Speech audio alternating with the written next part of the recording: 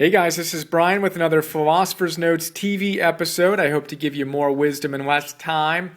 Less than 10 minutes, we're going to take a quick tour of another one of my favorite books. This one is A Guide to the Good Life, The Ancient Art of Stoic Joy. It's by William B. Irvine, who's a professor of philosophy and a great guy, super passionate about Stoicism. And he wrote this book wondering, what would the classic Stoics write about if they were writing to a 21st century audience? What would that look like? So he kind of distills their wisdom into a guidebook for the 21st century.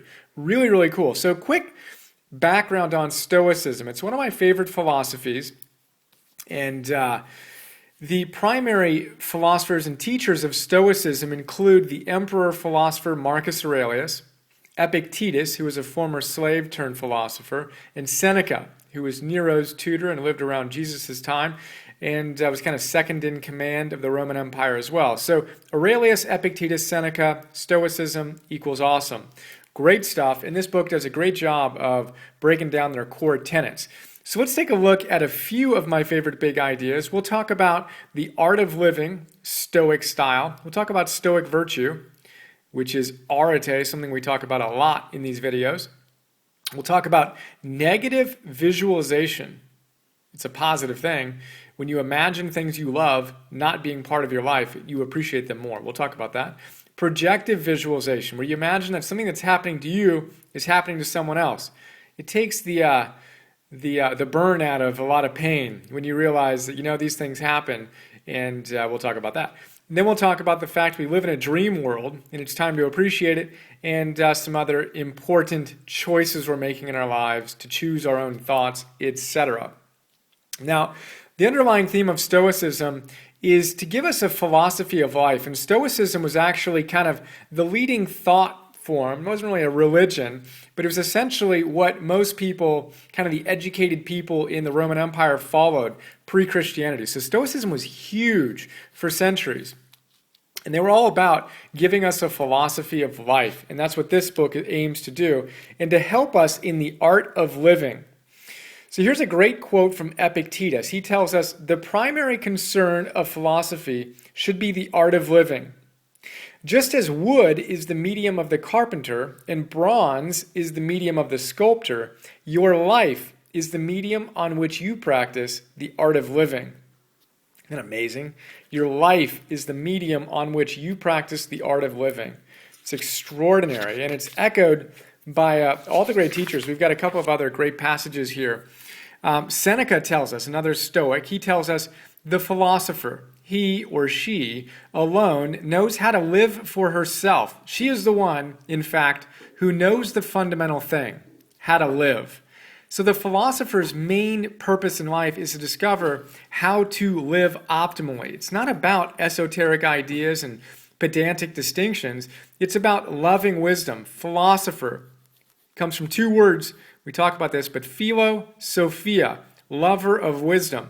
And wisdom is knowledge of life. So the true philosopher is one who's passionate about how to live optimally. And that passage reminds me of one from the Buddha, who tells us, "As irrigators lead water where they want, as archers make their arrows straight, as carpenters carve wood, the wise shape their minds, and as a result, their lives." So we want to focus on how to live. And if you're listening to this and you've watched more than one of these, my hunch is you are a lover of wisdom, you are a fellow philosopher, and it's time to rebrand that whole idea of what it means. Philosopher. What's cooler than that? To love wisdom so much you dedicate your life to understanding how to live optimally.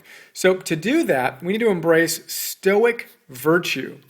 Now we talk about this a lot, Arete, the concept of doing our best moment to moment to moment, striving to do what we're capable of doing. This is what we're capable of doing. This is what we're actually doing. Virtue, living in integrity with our highest ideals, is all about closing that gap. So what we are capable of doing is what we're actually doing. We go off on that in the note. And Jonathan Haidt, a leading research scientist, talks about it as well. The classic idea of virtue and living with excellence. It's what it's all about. I've got a video on that. I'll put a link to that in the little area below this video so you can check that out. We talk about hedonic adaptation, the fact that we get used to things that are great in our lives and we always want the next best thing. And one way to avoid doing that is to practice something called negative visualization. And Irvine likes it so much, he says this is the single most valuable technique in the Stoics' psychological toolkit. Negative visualization, he calls it. And that's basically, he says, where we spend time imagining that we have lost the things we value. Negative visualization, right? So all those things on your vision board that you want, the positive visualization, imagine losing everything you currently have.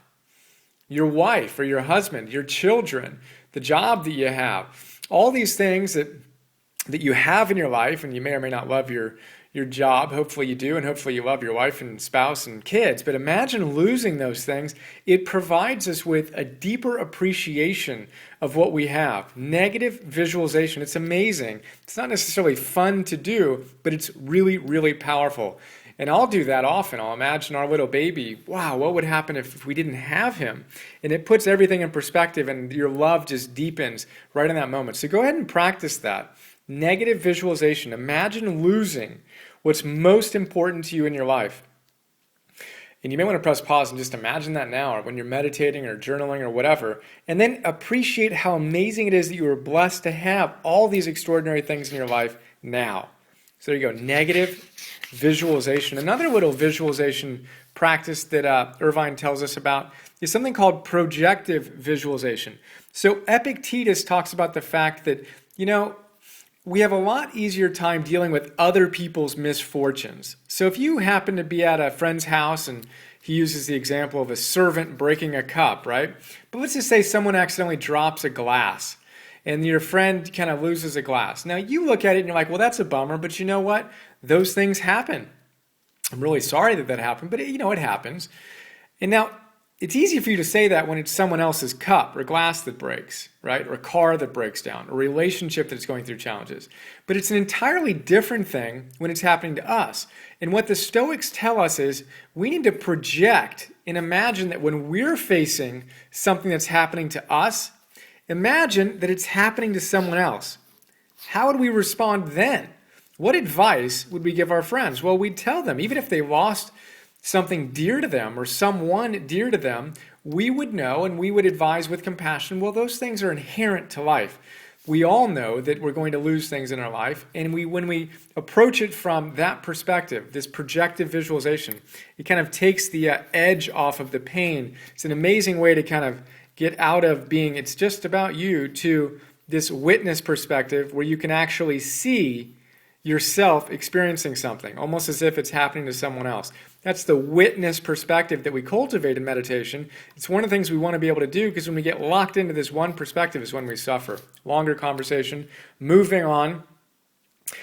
We've got this idea of living in a dream world. I'm going to recommend you watch the Louis C.K. Everything's Amazing and Nobody's Happy video. I will link to that as well. Remember, we live in a dream world. Things that we take for granted today. We talk into a cell phone. I'm recording this on an iPhone. I'm going to click a button. It's going to go up to YouTube, and you can watch it 5, maybe 10 minutes later. That is a miracle. Now, I can take it for granted. And when my internet's slow, I can become a pain and complain about it. But that's insanity. What we can do is so remarkable, and we need to remember we live in a dream world. And I can give you 100 examples of all the different ways that our world is a dream. And it's something that I try to come back to again and again in my life. So we're running out of time here, but another core idea of Stoicism is impermanence. Everything is changing always. When we embrace that, we know that this too shall pass. The Buddhists call it anicca. Anicca. Everything passes. We got to truly contemplate that if we want to be alive. And then the final idea here is, and then one of the other really important things of Stoicism is the fact that our thoughts ultimately control the quality of our life experience. Arete says, your mind will be like its habitual thoughts, for the soul becomes dyed with the color of its thoughts. Soak it then in such trains of thought as, for example, where life is possible at all, a right life is possible. There you go. Whirlwind tour of A Guide to the Good Life. Remember, the art of living. Stoic style, live with virtue, negative and projective visualizations and control your own thoughts. There you go. Hope you enjoyed. Look forward to sharing more with you soon. See ya.